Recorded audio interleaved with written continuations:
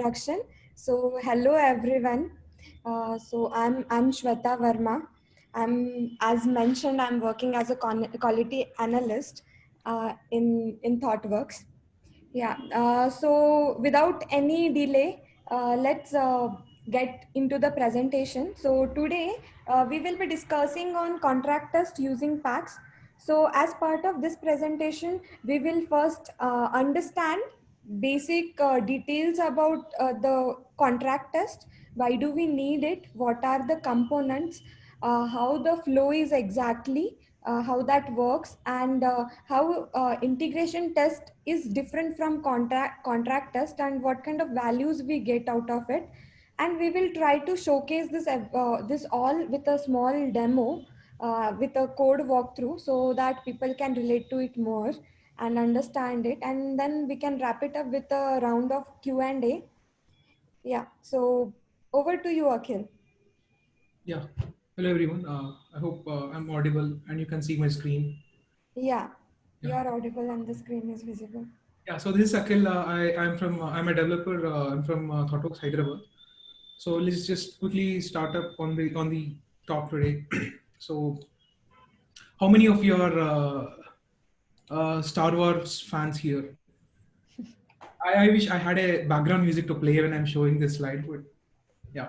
So a long time ago, in a galaxy far, far away, we had this monolith empire, right?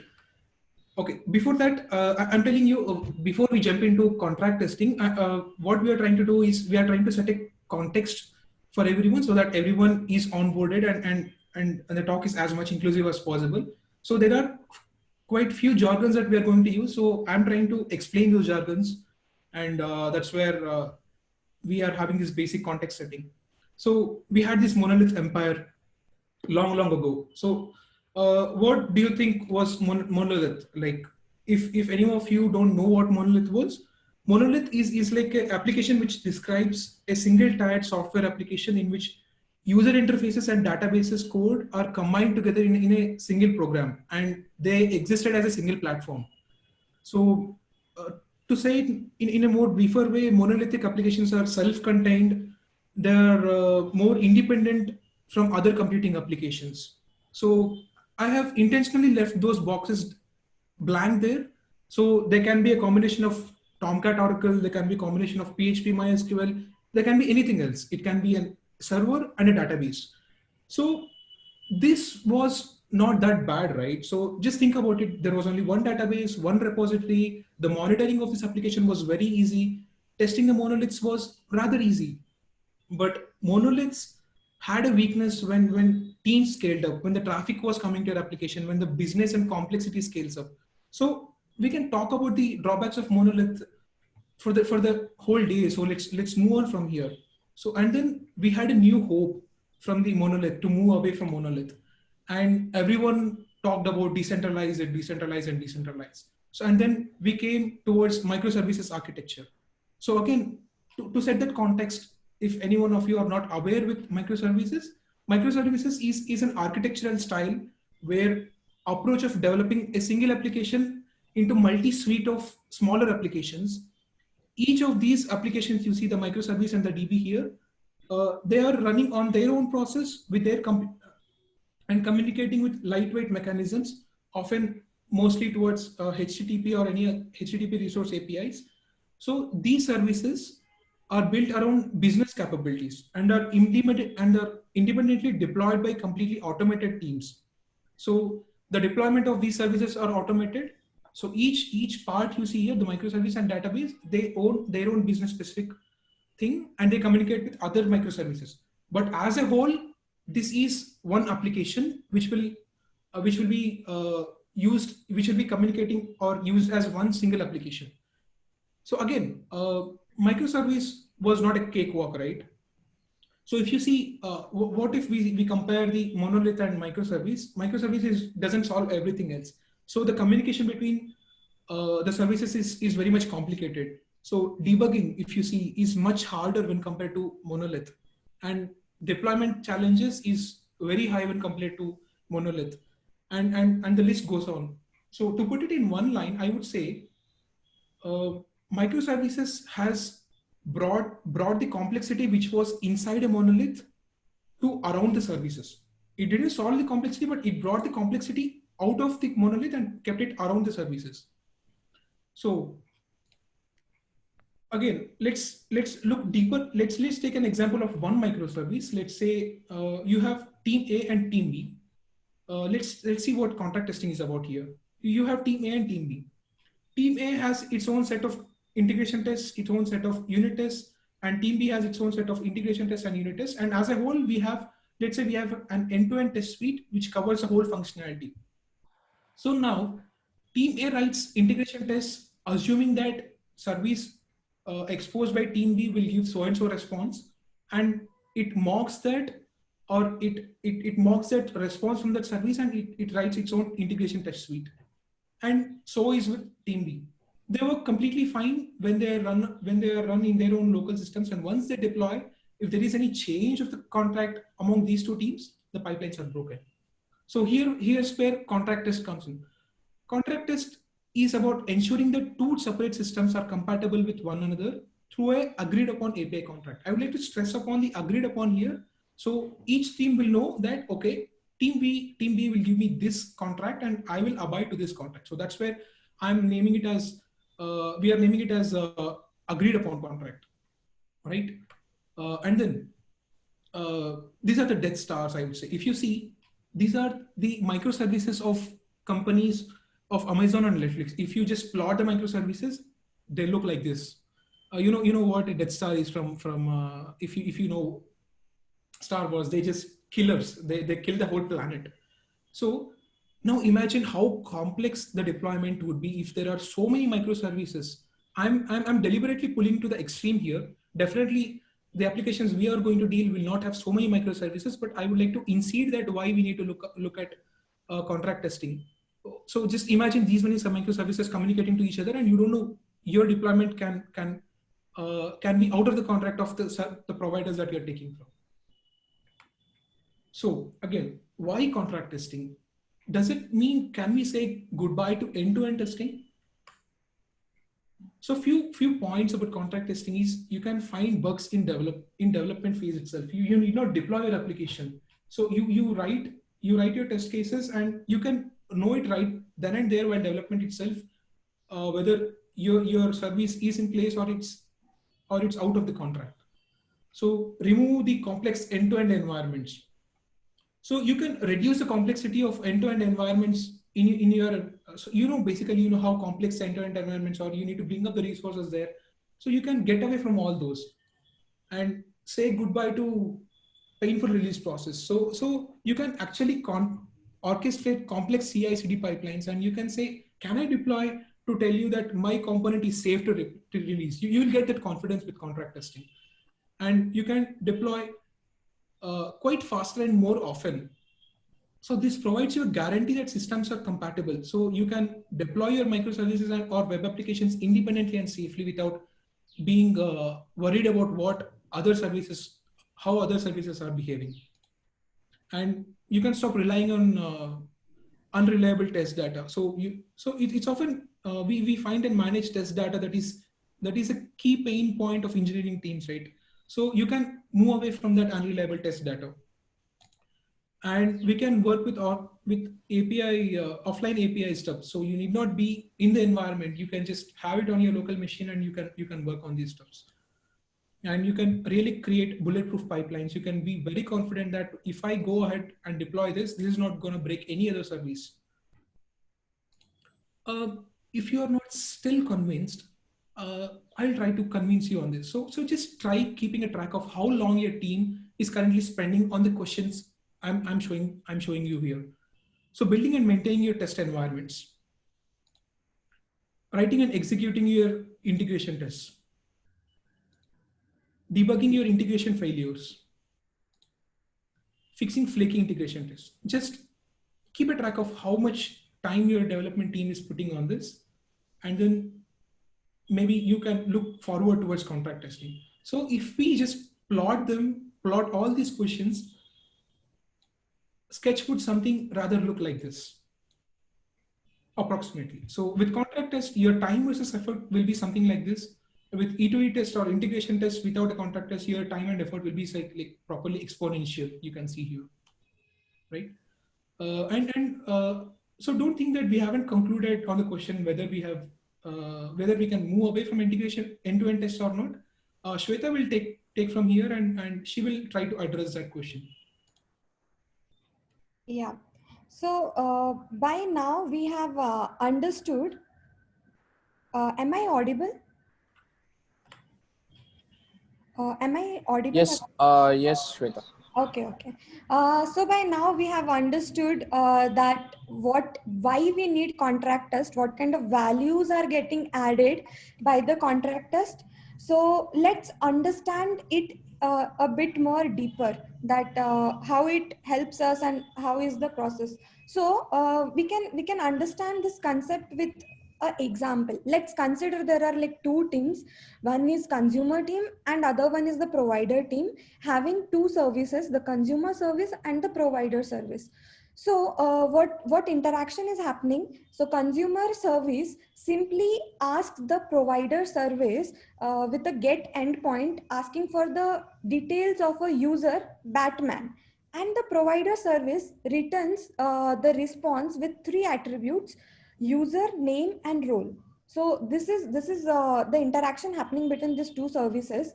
So what our contract test says, that the consumer, it will say that whenever I'm hitting the provider service, I'm expecting certain set of attributes, and I can make a contract with this attribute. So basically, consumer service will say, whenever I'm hitting with you with this API, I will expect this set of parameters as a response in return. And unless until you satisfy this contract, the consumer service will say, if you are not satisfying the contract, I won't let you go. I'm not okay with you.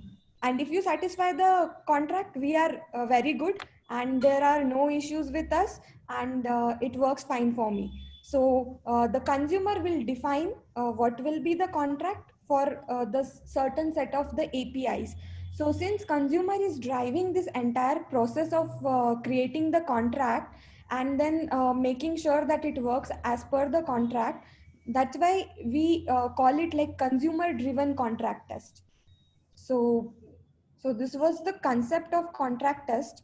So let's understand how is it different from integration test, which is already like many of us might be doing. So as we have seen in the earlier slide, we had a attribute called role, username and role, and it was expecting a value, a string type. So now what we have done, because of some reasons we had to change the attribute role to roles, and the data type from string to array of strings. So what will happen at the integration test? If we are having integration test, we have mocked the data, we are having the setup done at the provider service, we have made the changes, and then we deploy it. Once we deploy it, it will be all passed because it is at the same level, verifying against the changes which are made. But what will happen at the consumer service level, where it is actually expecting certain other attribute, like it was expecting role, but it could not find role at all in the response. And moreover, it has been changed to roles and the array of strings, so it will fail, saying that okay, I don't know what you are giving the response as in, I can't understand. So this will be a big blocker, where at the provider service you are having all green flags, and at the consumer service level you are stuck. You are like, you don't know, then you have to debug and understand, oh okay, this was the change which we have done because of so and so reason, and that's the major cause of this failure, and then you have to rectify it. So this is like a time consuming process. So let's let's understand that normally how the test pyramid looks like. So we have this end-to-end test, we have integration test and the unit test. So where does contract test fits in? So it is at the unit level itself. every layer of this test pyramid has its own significance and importance. Adding contract test, like normally we have this kind of setup, it makes it cheap, it gives us fast results, it process faster, it is reliable, and with like since we have the exact setup, it is very much targeted on what all features we are targeting whenever we are pushing anything, or we are having new functionality in place, what all we have to verify to make sure the application is not affected by it. But with the help of contract test, it becomes more trustworthy. How that happens, we will understand in the upcoming slides. But from here, we can know one thing, that end-to-end test has its own significance here. With the addition of contract test, the confidence which we have when we push any changes or new features onto any environment, that will be definitely way more than what we have right now, because we are not mocking anything, we are having a almost real time check at the pipeline level. So yeah, so the answer for the question which we had, like we can't really get rid of end-to-end test, but adding contract test gives us a extra layer of confidence and assurance that whatever is going in the production or till the end user, that is not broken at all, and there won't be any major issues around it.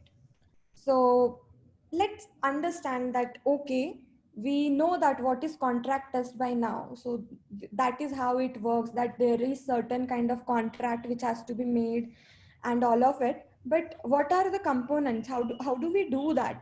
So as we have seen, there are two sides of it, consumer side and the provider side. So let's consider the consumer side first. So this is like the components of the at the consumer end. We have to define the consumer, the provider, like for this specific consumer I'm having this provider, and the interactions. So interactions will be the contract, the pack which we are trying to make, where we mention all the details. Consumer, in our case, the example which we have been taking, so that will be the consumer service. Provider will be the provider service. So this mentioning the names are very important here, so that when we have the contract in place, we know who is the provider and who is the consumer. And then in interaction, we have three major details to be added. That is the provider state, request, and the expected response. So what is a provider state here? So basically, consider that you are having multiple interactions between the same consumer and provider, and uh, and we are not having any way to understand which specific interaction is for which endpoint. So to give the clarification around it, we have the provider state, which explains whenever which API will be heated and what will be the expected response for it, so that the provider can understand what kind of verification needs to be done. So in our case, we have just given it like given that user Batman exists, and then in request block we have said that okay, it is a get call, and this is the path which we have to do, and this is the header which we are expecting. So this is the header the endpoint or the request should have, and in the expected response, we are mentioning that whenever this API or this set of request is being called, we are expecting this set of uh, response. So it should return the status 200 and the header with the content type and the body with three attributes like user, name, and the role. So this is the interaction which we have mentioned at the consumer end. But what happens at the provider end? So let's check that. So at the provider end, we are basically verifying the exact working of the endpoint we are trying to access, the contract which has been set by the consumer. So we have the set provider set state. So here now we have got, okay, provider status, we have to make sure that the user Batman exists. So this is the provider state. So for that I have to do some data setup, so that whenever the endpoint is called, it returns me some set of response which can be verified. Unless until I have the data setup in place, it will be difficult. If you are having a get call and it is expecting certain set of attributes or some response, so we have to do the data setup. Then it will be like the request will be sent to the provider service. It will say that, okay, now the data setup is in the database, now the request has been hit at the provider service. It will give me some response, whatever is like as per the architecture and the design of it. It will give me some response.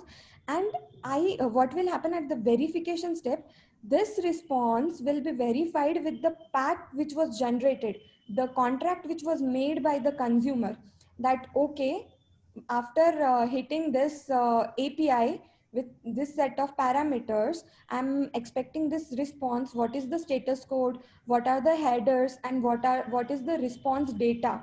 So if it matches exactly, it will give you a green signal that we are good to go. There are no issues. We have done a great job.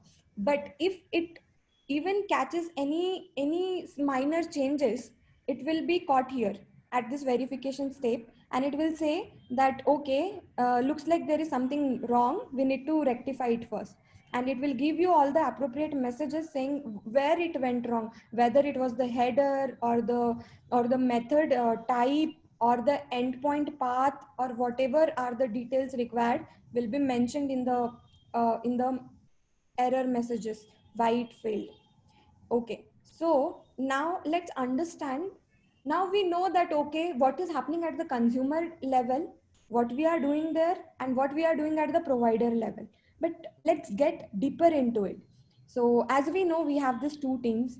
So we have the consumer team and the setup done there. So we have the consumer service, we have the test mentioned, and we also have defined the interaction.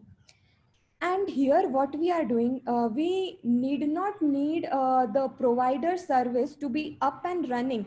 So we have defined that, okay, whenever in interaction we have defined, okay, whenever we are hitting this is what we need it. So we are just mocking the provider service here to get the interaction which can help us to generate the pack.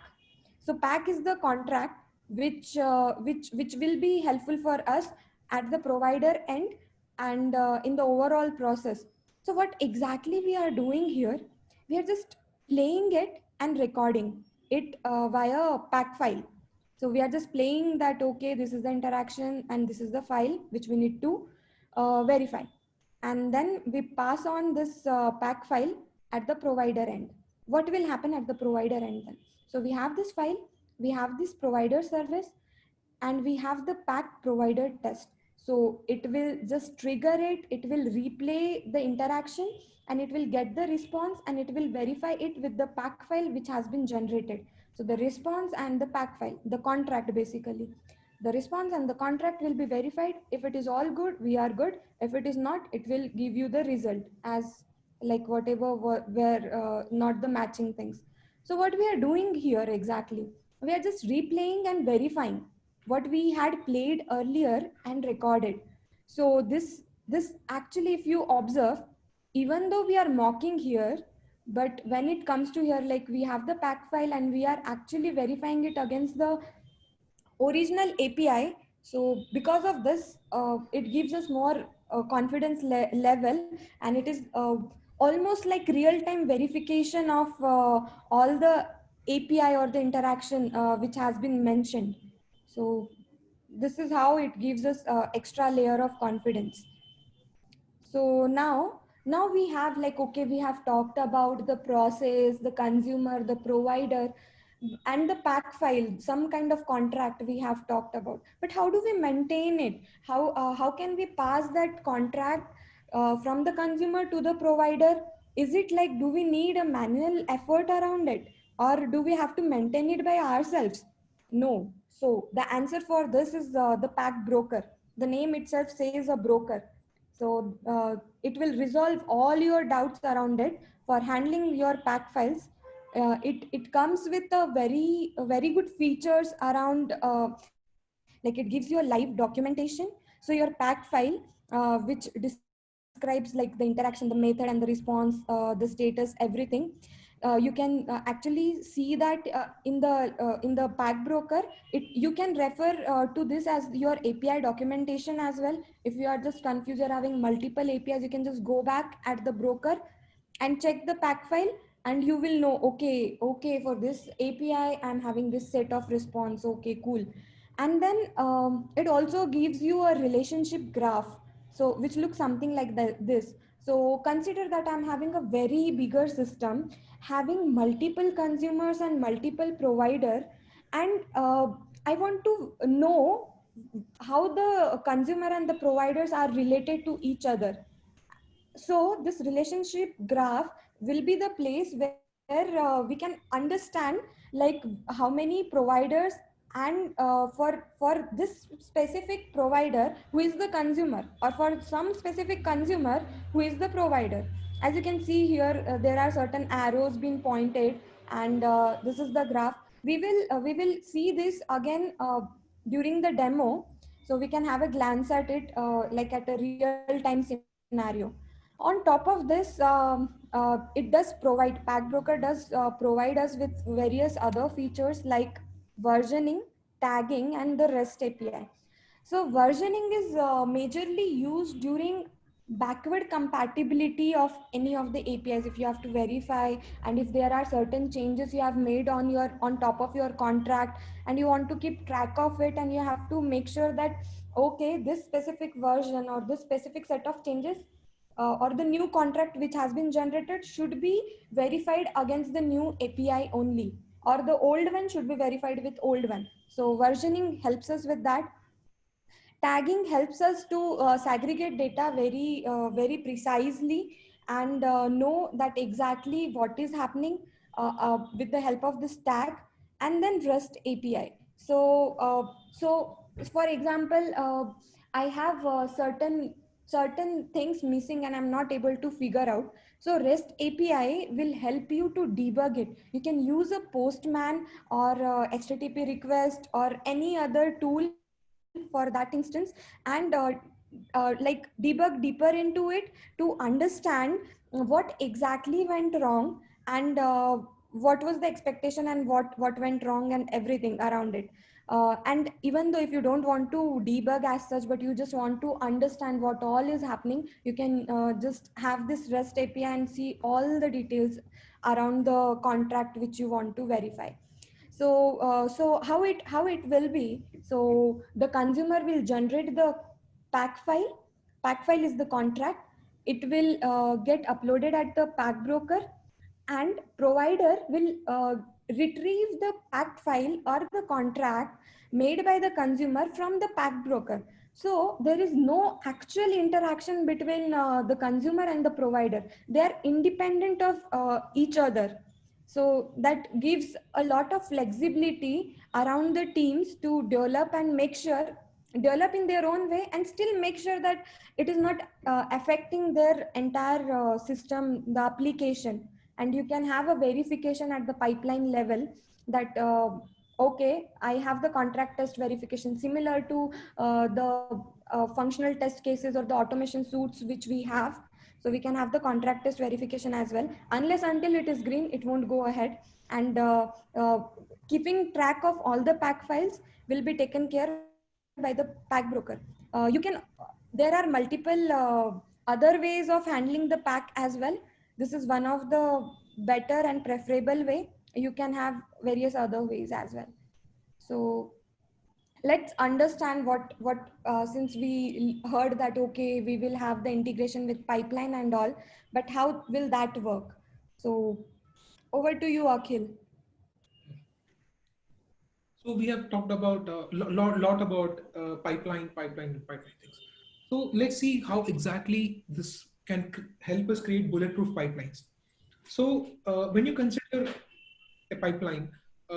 Let's consider a consumer pipeline. The very first track you see here. So when you push the changes, they generate the consumer packs, they deploy it, and this uploads your contract into the pack broker.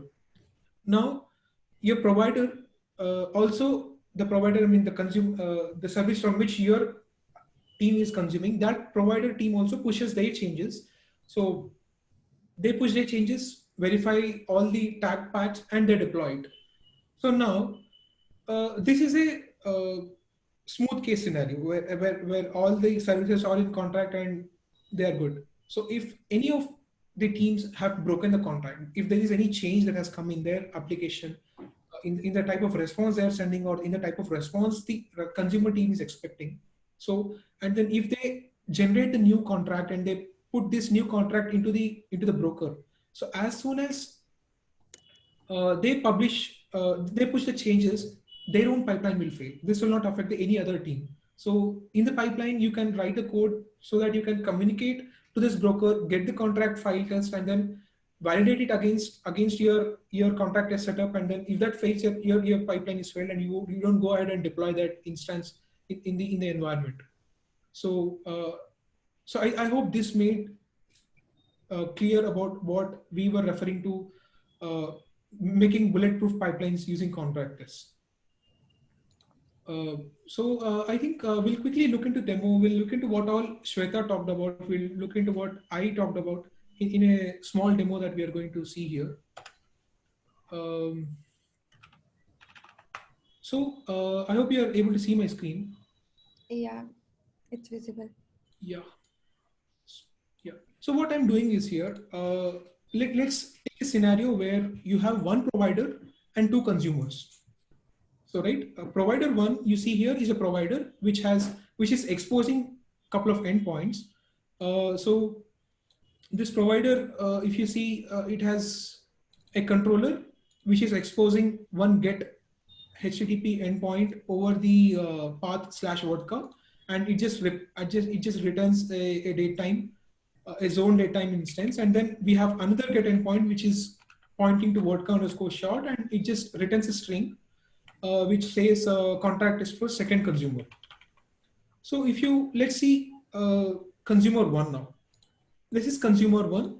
What it is doing is it is contacting provider one, and it is hitting the /vodka endpoint, and it is trying to access that response. Similarly, we have consumer two, which is trying to contact /vodka underscore short and is expecting some response. So these two consumers are independent of each other.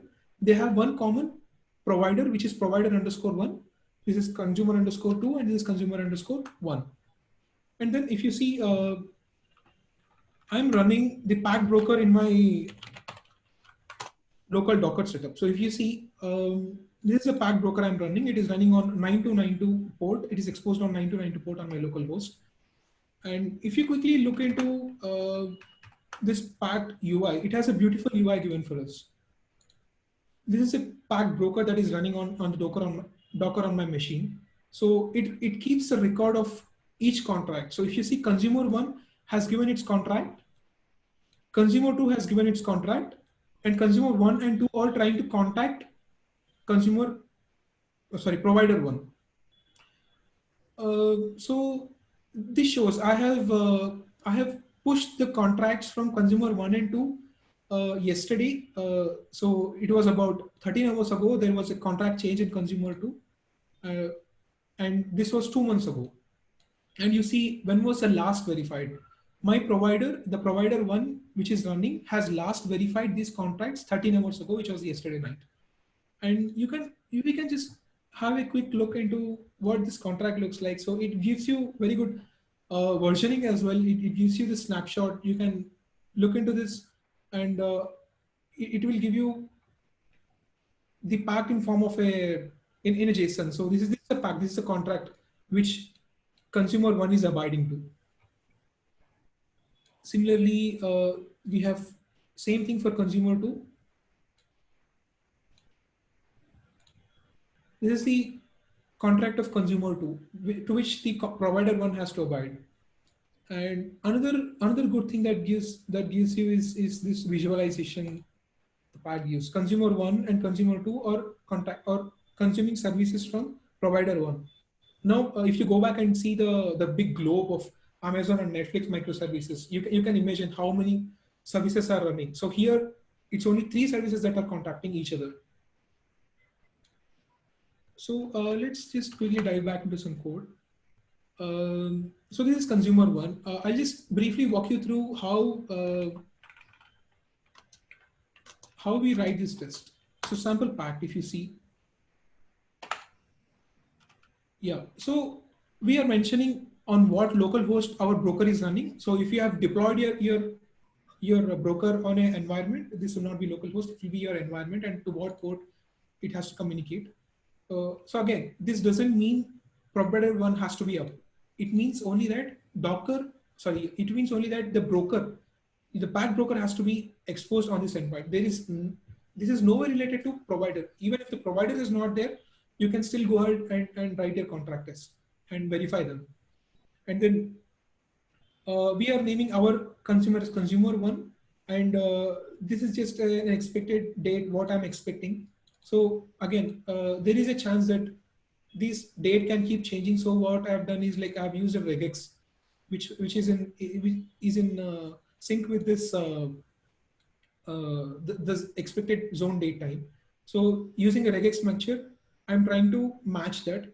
And then this is a builder where we are mentioning, we are giving the name of the test, and upon receiving get request for a date time, on what path and what is the type of method we are expecting, and this should get an OK HTTP as response. So now in the packed verification, you should have now you can connect to what Shweta was talking about interaction and verification. So this was a verification where we are doing it. So we are telling that provider one has a fragment. This fragment, we'll see what fragment is in provider one's code.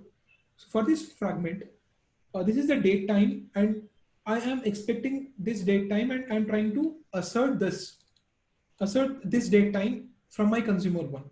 So now when you run your Gradle task, this will run your contract and this will generate a new pack for you according to the verification and the builder that you have written.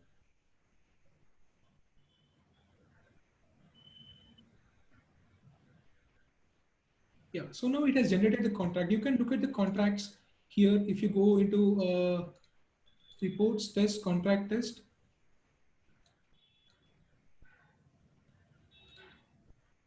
you see the pack file here. Oh, sorry, not this. Yeah. It's under the pack folder. You separately have a pack folder about the reports. So yeah, this is a JSON that got provided, that got created according to the contract we wrote. So this JSON will be published to the broker now. So we have another task in the Gradle. I'll show you the Gradle file also, where now we can say publish this pact to the broker now. So now this new pact is published to the broker that is hosted on my local host. So now we can just go back to this. Now if you see, we just published a pact file. So can anyone guess why the time it still shows us 2 months ago?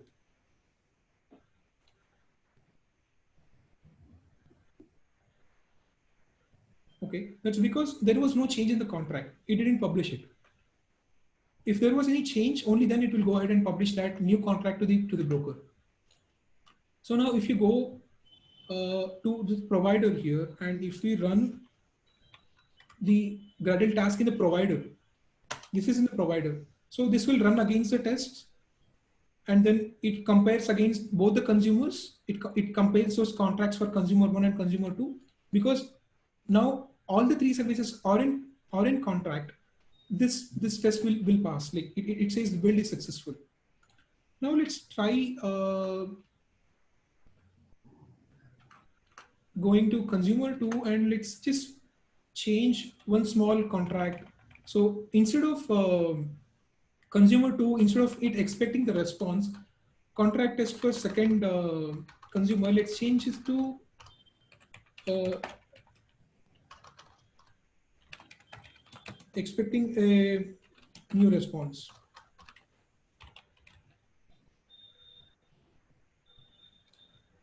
right? Uh, this has to be in your local expected thing as well, right?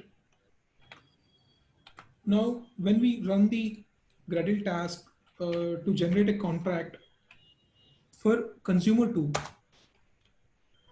this is now creating a new contract for your consumer 2. So the old file which we have seen in the packs folder will be replaced with a new contract.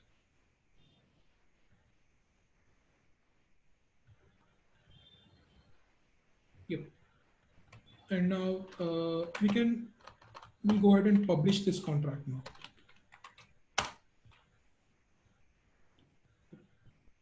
If you go and see, look into the UI, you can see consumer 2 has published a new pack file just less than a minute ago, because now there is a change in the contract that consumer 2 is expecting, and this has pushed that new contract, and uh, this is the new contract file now.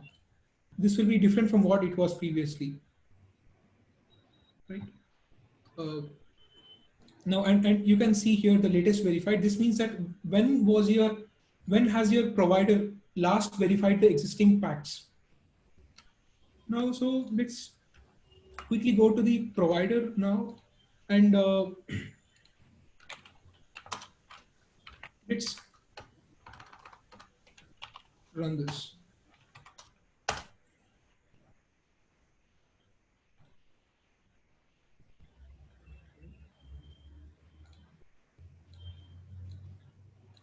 If you go to this and run this, it is actually, what do you think? Does it pass or does it fail?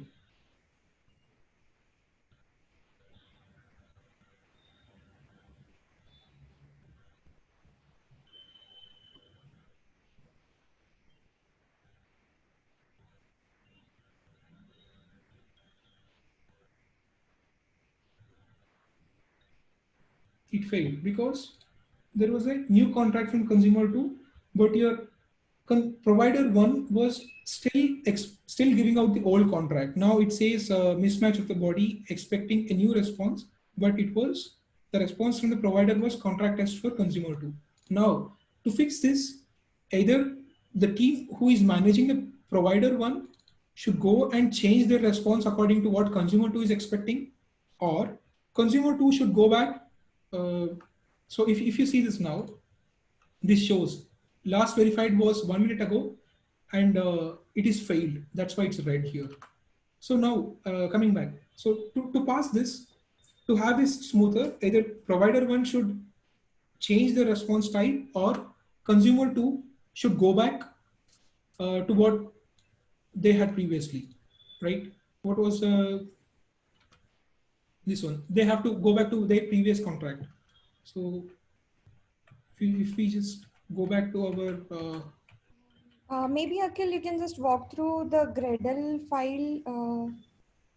That would be more helpful for people to understand how we are having that integrated. Sure, I'll do that. So now we are running the contract again, and we are publishing back that contract.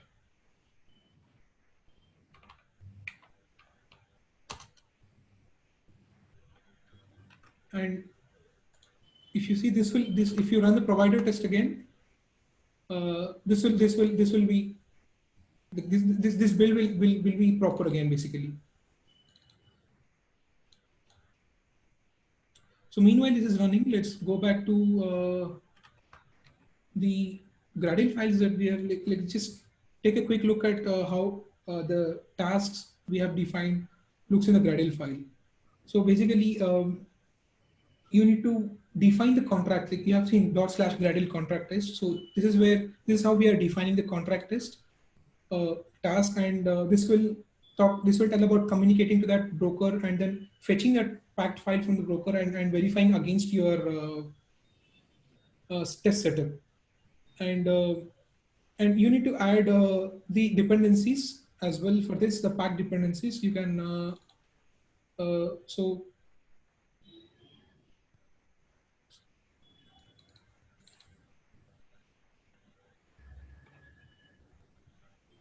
yeah, this was a dependencies, test compiled dependency that we have added for contract test.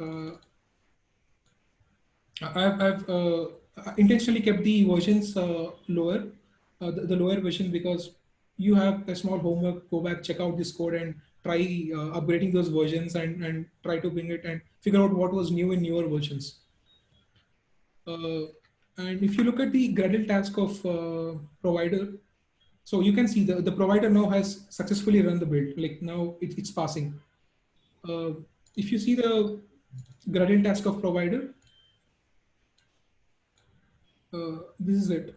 This contract task will be a bit different because it is not going to publish. It is going to fetch it from the existing broker and then verify it against the setup.